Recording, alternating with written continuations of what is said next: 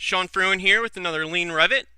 This one is an Excel Revit love story. We'll work at how we can make processes that make Excel and Revit work together rather than working against each other. So why are we going to do this? Well, the first thing that we kind of need to accomplish and what we want to get out of this is a process map. Lean calls it value stream mapping. This is where we're going to create a clear picture of kind of our information flow and really what our goals and what we're trying to accomplish is. We're also going to eliminate non-value added tasks. Some of these include spontaneous work, re-entering of information multiple times. This could be in Excel and then Revit. Poor design of forms, when you might have 7 Excel spreadsheets for one job, which also just leads to a really confusing process.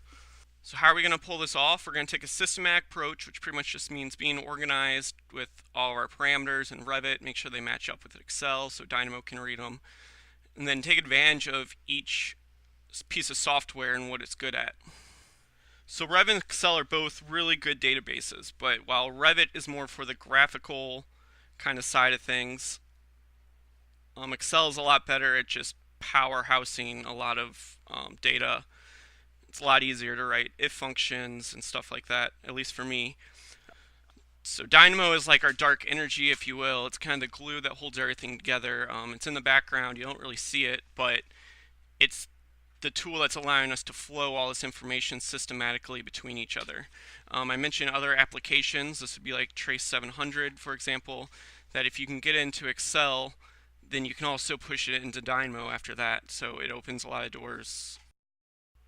So what do we get out of this? So we get a model that can be not only ran out of Excel, but has information flow between them to eliminate a lot of rework, having to put stuff in twice. All this opens up the door for automation, optimization, and control. Control is the biggest one. We now have a model that we can control pretty easily compared to having to make changes all over the place if something were to occur. So let's jump over to Revit and get right into it. We'll start where we left off with the last video. So here's our project that we've been working on. As you can see, if you remember, we made our nice views and sheets and had that all set up.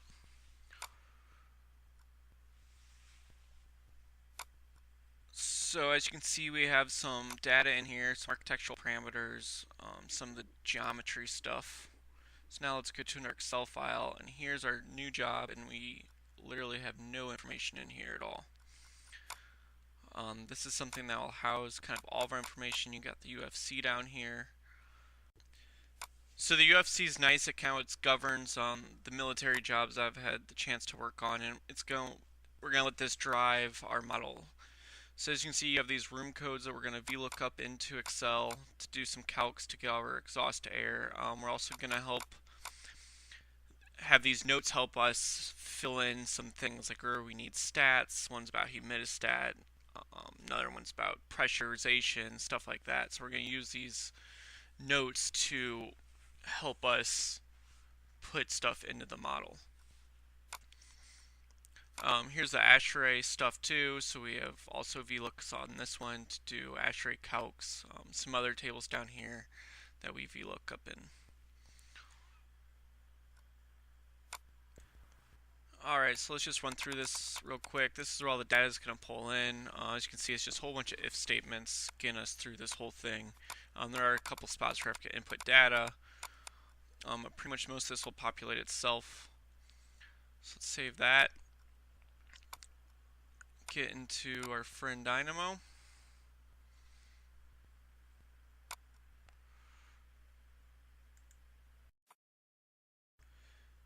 Okay, so here's our Dynamo script. I call this one data distributor. I'll take everything and put it where we need it. We always have this to pull some linked parameters from linked model if we want. We're going to pull our rooms and spaces. We're going to sort those so they always come into Excel in the order that we want, sort them by number. So those are the parameters we're going to pull in that you'll see pop up. This is some sorting to get our unique air handlers, things like that.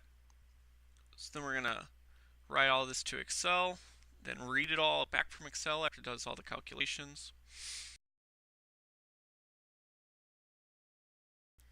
And now we write all those calculations to Revit. So now we can pull those up, we can filter them For example, design air changes per hour, stuff like that. We can filter. Let me see, we have some stuff down here right for later when we start messing with equipment. All this is so we can push the airflow from the rooms into the air devices. So we'll do that next video. So here we have it, all the data in. This is our zoning view. So the red means that it needs to be zoned. So we're going to go ahead and zone a couple of these, show you how easy it is. When I first started in the industry, we used to actually draw lines around this stuff. Therefore, you weren't getting any data out of it, and it would obviously take a lot longer than the point and click. So let's just grab another one. I'll come back through and clean this up later.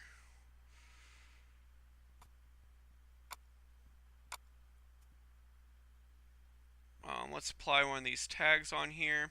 So all that data that we pushed into Revit is now in these tags. We can change them. As you can see, there's a whole bunch of options here to get all the different engineering data that we would possibly want. So this one has all of our airflows, kind of the area, geometry stuff, people.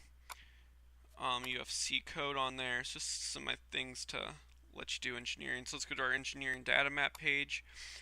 This one, the rooms that are exhaust are in green, the rooms that are positive are in red, and rooms that are negative are in blue. So all that's already populated for us. We don't have to do anything to do it. So it leads to a good graphical representation of what's going on in the building. You can easily, balance your building this way. Put those tags wherever. You can also put filters in all these rooms with all this data, so you can make it look however you want based on the parameters.